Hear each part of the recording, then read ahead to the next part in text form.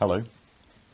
Sorry about my busyness, which has caused a slightly later than normal video, but today we're going to be talking about the idea of an oldest dialect, and by extension the idea of an oldest language.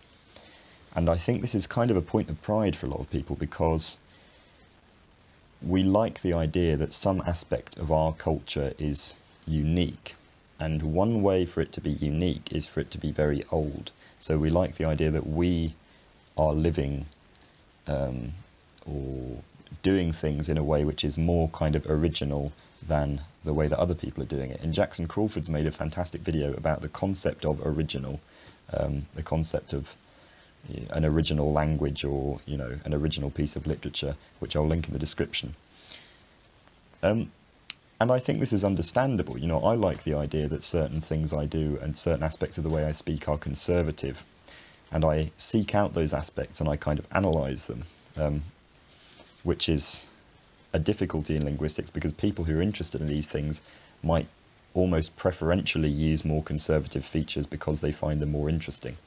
But in terms of the way the average person who is not interested in linguistics speaks, there's this big interest in what is the oldest dialect, what's the dialect that is conserved most from older stages of English. One oldest dialect claim that I've heard a lot, and also heard counted a lot, is the comparison between British and American English, whereby people get the impression that American English is more phonologically conservative, and that if you went back to southeastern England in the sort of 16 or 1700s, then you'd hear a load of American accents.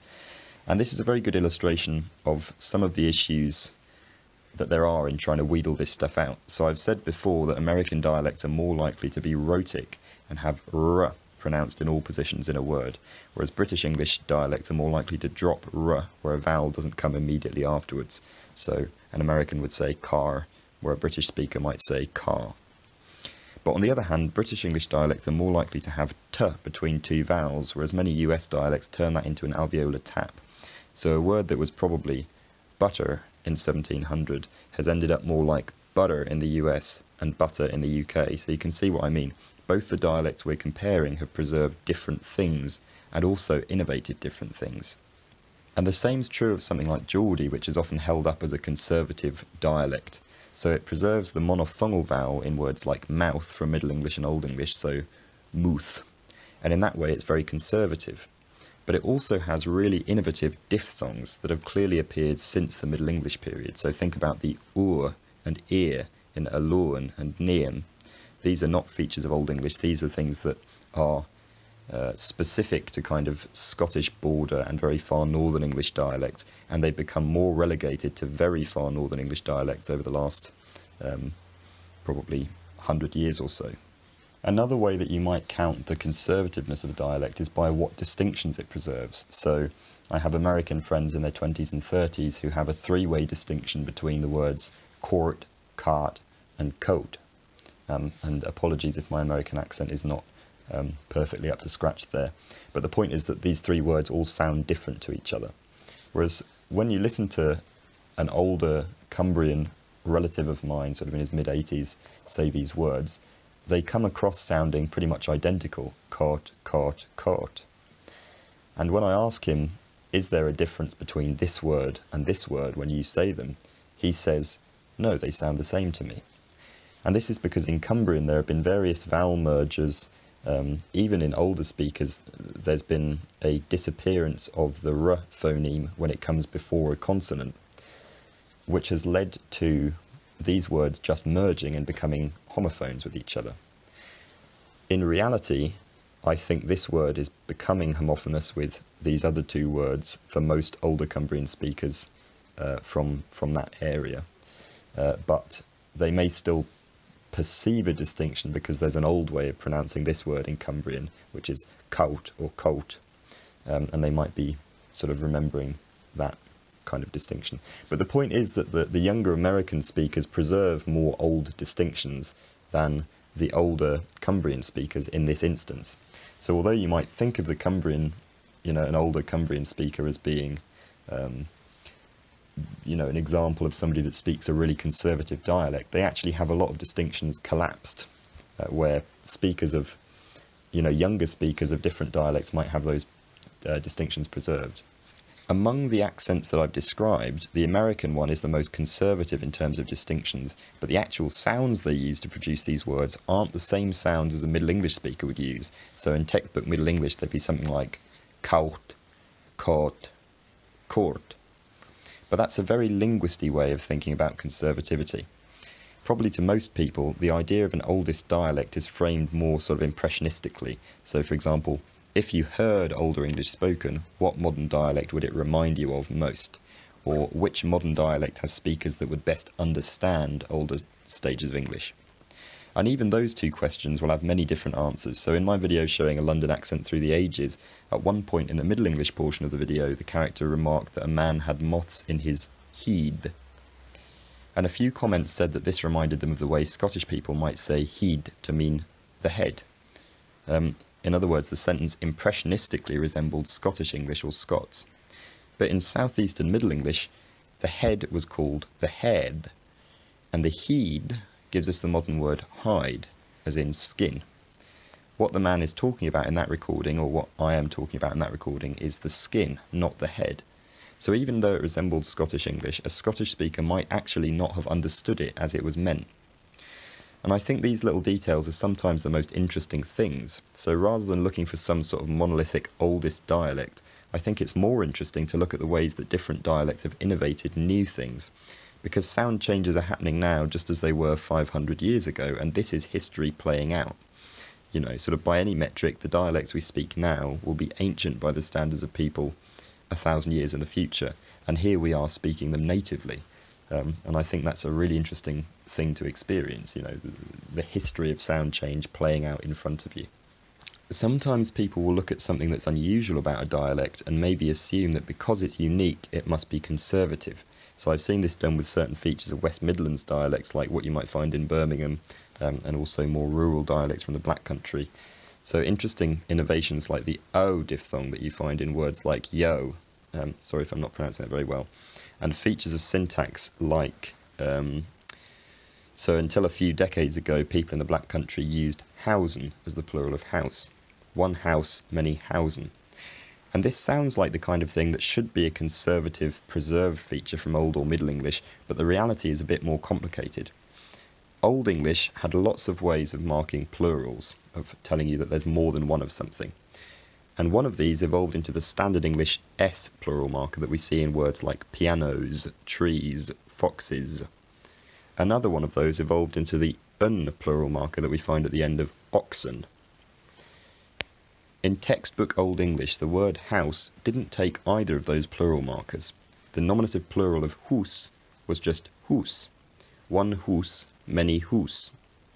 The closest thing to either of these modern forms was husis, but that was the genitive singular. Se roof thas husis, the roof of the house. So the Black Country dialect did preserve an old plural marker, but generalised it to words that didn't originally have it. And Standard English has done the same thing, just with a different plural marker. I definitely find the Black Country example more interesting, but that's just because it's different to the English I'm used to. It's not that it's a perfect continuation of an older version of English, but it's conservative and innovative in different ways to Standard English. Another factor that complicates things a little bit is that rural and non-standard dialects are by their very nature going to seem to be more conservative by Standard English, because Standard English is treated as a standard.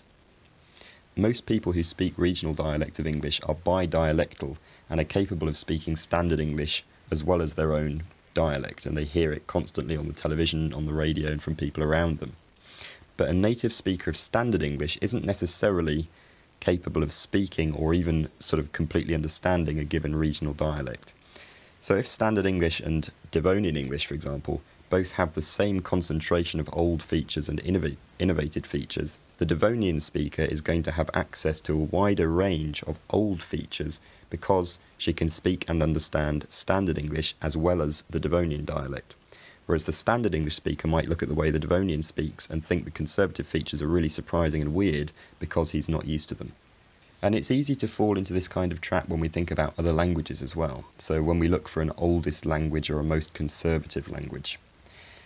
If we don't look too far into the way languages diversify, we might be more naturally inclined to ask, which language that I know did all the other languages come from? Was it Latin, or was it Hebrew, or was it Sanskrit? Did all the Germanic languages come from German? Are all the Balto-Slavic languages just dialects of Lithuanian? You know, some people have religious reasons for believing that all languages came from a specific holy language, and I'm not going to argue with that because that's none of my business. But to take the Germanic language as an example, it doesn't really make sense at this point to ask which is the most conservative Germanic language, because the existing Germanic languages have been separate for well over 1,000 years, probably closer to 2,000. And all of them have accumulated 2,000 years worth of sound changes and grammatical changes. Imagine a woman has children, those children give her grandchildren, and those grandchildren give her great-grandchildren. If you ask which one of those great-grandchildren looks the most like the original woman, there's probably not going to be a straightforward answer. And in fact, I'd say it's more likely that none of them look all that much like her. And that's not a perfect analogy because languages don't reproduce sexually and there's no partnership involved. But the point stands that after a certain amount of time, picking which language has conserved the most features is a bit tricky. So Icelandic has preserved the most inflectional morphology structures, but none of that morphology sounds the same as it did in Proto-Germanic, so you'd only be able to tell if you did a thorough analysis of it or knew both languages.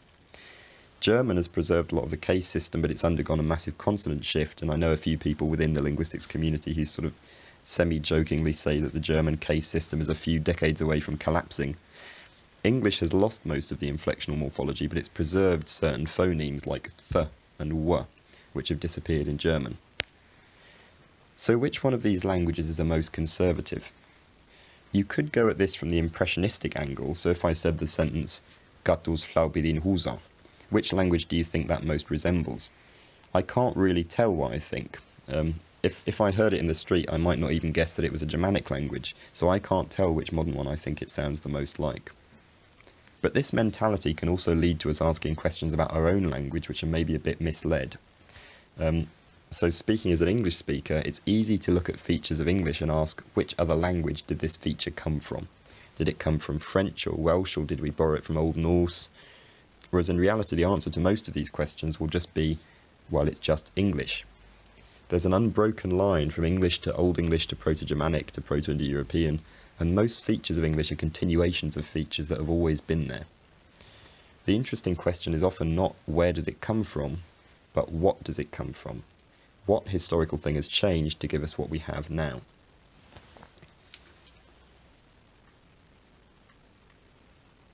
Thank you very much for listening to this more rambly video, and I hope that whatever comes next will interest you, and that this has interested you as well.